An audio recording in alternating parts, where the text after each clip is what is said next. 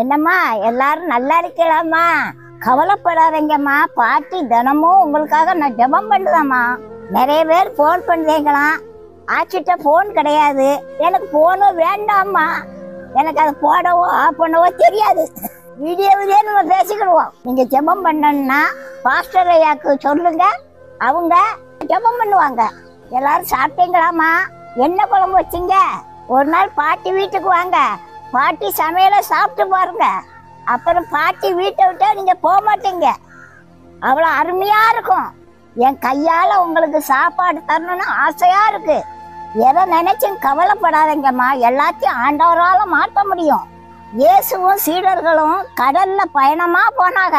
இயேசு அந்த நேரத்தில் தூங்கிக்கிட்டு இருந்தாங்க. அந்த நேரத்தில் புயல் காற்று அடிச்சுது. சீடர்களாம் ஐயோ அம்மானு பயந்து நடுங்கினாங்க. எல்லாரும் இயேசுவை போய் எழுப்புனாங்க. நாங்க சாக போறோம், எந்திரிங்க அப்படின்னு எழுப்புனாங்க. இயேசு எந்திரிச்சு காத்தையும் கடலையும் அதட்டினாரு. அப்படியே அது அமர்ந்து போச்சு. இயேசு கேட்டாரு, உங்க விசுவாசம் எல்லாம் எங்க போச்சு அப்படின்னு கேட்டாங்க. நான் இப்போ உங்ககிட்ட ஒரு கேள்வி கேட்கமா, சொல்லுமா. புயல் காற்று அடிக்குது, கடல் கொந்தளிக்குது, படகு இப்படி இப்படி ஆடி இருக்கும். இயேசுவால எப்படிமா தூங்க முடியும்? நீங்க சொல்லுங்கம்மா. தூங்குறவங்க முகத்துல ஒரு சொட்டு தண்ணி விழுந்தாலும் எந்திரிச்சிருவாங்க.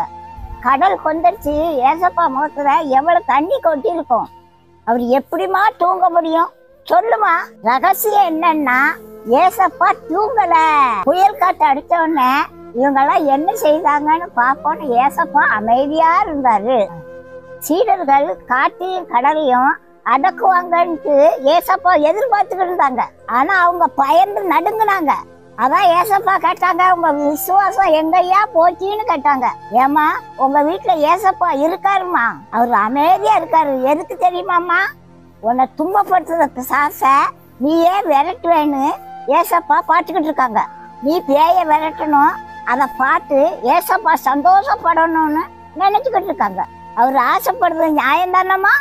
தாய் 8 அடி பாய்ந்தா குட்டி 16 அடி பாயணும் இல்லம்மா? நீமா பயந்து நடுங்கிக்கிட்டு இருக்க.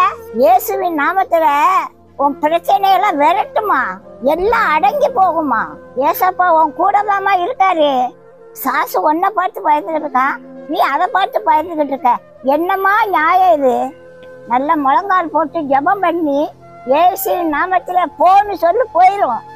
உன் குடும்பத்துல நிம்மதி வரும்மா. பாட்டி எத்தனை அற்புதத்தை கேள்விப்பட்டிருக்கேன் தெரியுமா? நீயும் சீக்கிரம் என்கிட்ட சாட்சி சொல்லணும்.